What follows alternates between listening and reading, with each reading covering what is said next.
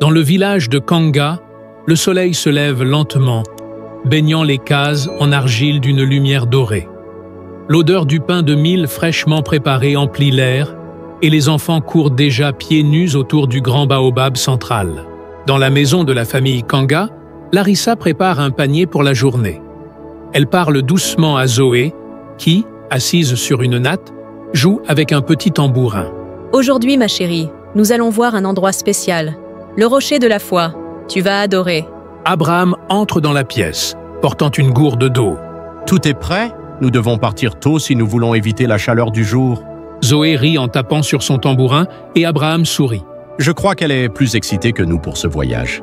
La famille s'embrasse, récite une courte prière pour demander la protection divine, puis se met en route.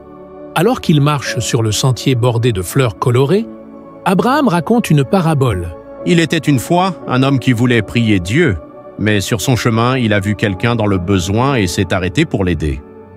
Lorsqu'il est arrivé à son lieu de prière, Dieu lui a dit « Tu n'as pas prié avec des mots, mais tes actions étaient ma réponse. » Zoé, bien qu'elle ne comprenne pas les mots, applaudit en entendant la voix de son père. En route, ils croisent une vieille femme peinant à porter du bois. Abraham pose Zoé à terre et l'aide à porter la charge jusqu'à sa case.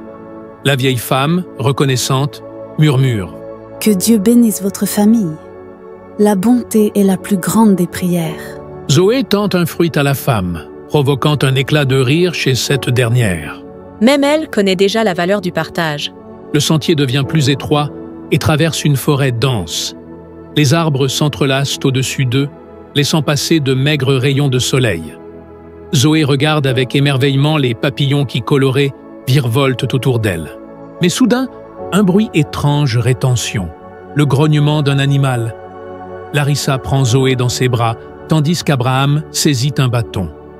Un singe surgit d'un arbre, curieux mais inoffensif. Zoé rit en agitant les mains, et le singe lui lance une mangue avant de disparaître dans les feuillages. Même les animaux semblent reconnaître que notre petite Zoé est spéciale. En approchant de la colline menant au rocher de la foi, ils découvrent un large fossé creusé par les pluies récentes. L'eau y coule encore doucement, rendant la traversée glissante et dangereuse. Peut-être devrait-nous rebrousser chemin? Larissa regarde Zoé, qui observe l'autre côté du fossé avec une concentration inhabituelle. Puis, elle pointe un petit sentier à leur gauche. « Regardez, Zoé a trouvé un autre chemin. » Abraham hésite, mais Larissa le convainc. « Elle est notre bénédiction. Faisons-lui confiance. » Ils empruntent le sentier, qui les conduit dans une montée raide et sinueuse. Alors qu'ils grimpent, ils aperçoivent un vieil homme vêtu d'un pagne, appuyé sur un bâton, entouré de ses chèvres. Le berger les salue. « Vous cherchez le rocher de la foi ?» Oui, mais ce chemin est difficile. Le berger sourit et raconte une histoire ancienne.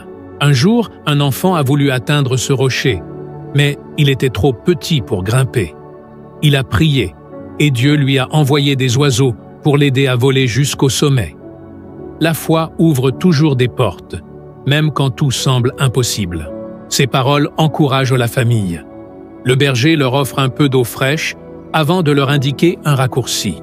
Après plusieurs heures de marche, ils atteignent enfin le sommet. Le rocher de la foi est imposant, entouré d'une vue panoramique sur la vallée. Larissa s'agenouille avec Zoé, tandis qu'Abraham lève les bras vers le ciel en prière. Larissa murmure « Seigneur, bénis cette famille, que nous marchions toujours dans ta lumière. » Zoé, comme si elle comprenait, lève aussi les bras. Une brise douce souffle et un arc-en-ciel apparaît à l'horizon.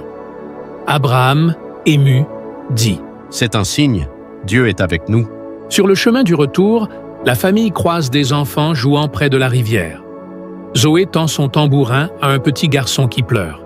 Il accepte et son visage s'éclaire d'un sourire. Larissa regarde Abraham. Zoé ne parle pas encore, mais elle enseigne déjà la plus grande des leçons. Donner avec amour.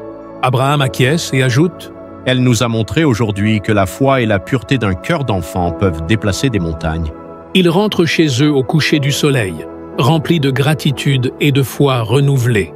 La foi se manifeste à travers les gestes simples et les cœurs purs. Même les plus petits peuvent inspirer des miracles lorsqu'ils agissent avec amour et confiance en Dieu.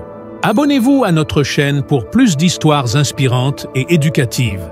Et n'oubliez pas de liker et de partager cette vidéo avec vos amis et votre famille.